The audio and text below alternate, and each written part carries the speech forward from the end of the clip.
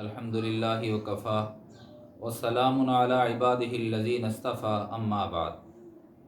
नाज़रीन व सामीन, आज एक जगह जनाज़े पे जाने का इत्तेफ़ाक हुआ तो जनाज़े की अदायगी से पहले मैयत के वरसा में से किसी ने ये ऐलान किया कि इस फौतशुदा का मैं वारिस हूँ और अगर मेरे वालिद ने किसी का कर्ज़ा अदा करना हो तो उसकी कर्ज़े की अगर फ़ौरी ज़रूरत और तकाज़ा हो तो फ़ौरी तौर पर देने के लिए तैयार हूँ, और अगर फ़ौरी नहीं तो जनाज़े के बाद जब चाहे तो उसकी अदायगी मेरे ज़िम्मे है और मैं देने के लिए तैयार हूँ। वहाँ पर एक बात मेरे जहन में आई।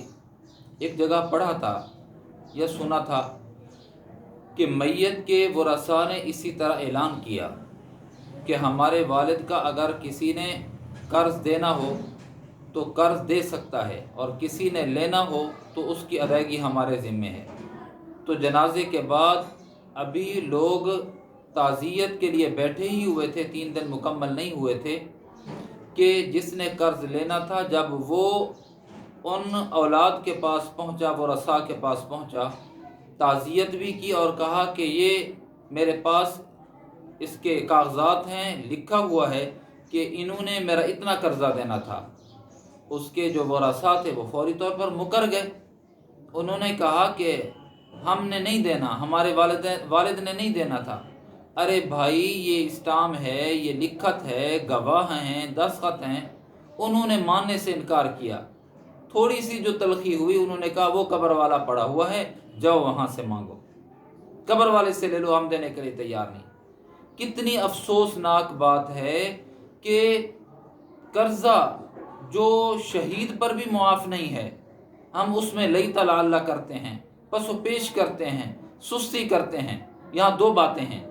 एक बात तो यह है कि बंदे को हत्तल मकदूर कर्ज से बचने का एहतमाम और कोशिश करनी चाहिए। मालूम नहीं कब मौत आ जाए, और ऐसा ना हो कि हमारे जनाजों पर ऐलान होता रहे कि जनाब हम अपने वालिद का कर्जा देने के लिए तैयार हैं, हमारे बाद हमारी औलादें क्या करती हैं कोई पता नहीं है। तो इसलिए कर्जे से बचना चाहिए। कर्ज एक मर्ज है, इससे बंदा बचे। रूखी सूखी खा ले, कर्ज से हत्तल मकदूर बचने का एहतमाम करे मेरे प्यारे, कोशिश करे कर्ज ना उठाए। दूसरी बात यह है कि बंदा कर्ज की अगर लेना भी पड़ जाए तो कर्ज की अदायगी का फिलफौर इंतज़ाम करे देने का, और अगर अपनी ज़िंदगी में है एक पाई पाई का हिसाब देने का भी एहतमाम करे। निसाई शरीफ की एक हदीस मेरे सामने गुजरी है, 315 सफ़ा है उसका, कि नबी करीम सल्लल्लाहु ताला अलैहि वसल्लम के सामने एक जनाजा लाया गया। अल्लाह के महबूब का मामूल था कि जनाजा अदा करने से पहले पूछ लिया करते थे कि इसने किसी के हुकूक तो नहीं देने। तो लोग बता देते कि हुकूक देने हैं, तो आका अलैहिस्सलाम जनाजा पढ़ने से इज्तिनाब और एतराज़ करते थे। एक जनाजा लाया गया, आका अलैहिस्सलाम ने हस्बे मामूल पूछा, बताया गया कि इस पर तो कर्ज है। आका अलैहिस्सलाम ने फरमाया तुम जनाजा पढ़ो, तुम जनाजा पढ़ो। मैं नहीं पढ़ता क्योंकि इसने कर्जा देना है। हज़रत अबू कतादा अंसारी रज़ी अल्लाह ताला ने अर्ज़ किया, अल्लाह के रसूल आप इसका जनाजा अदा करें, इसका जो कर्ज है वो मैं अपने ज़िम्मे लेता हूँ। हुजूर पाक सल्लल्लाहु अलैहि वसल्लम ने फिर पूछा, कतादा क्या इसका जो इसके ज़िम्मे जो कर्ज है वो अदायगी करेगा? हज़रत कतादा ने दोबारा कहा, अल्लाह के महबूब आप बेफिक्र रहें, ये मेरे ज़िम्मे हो गया।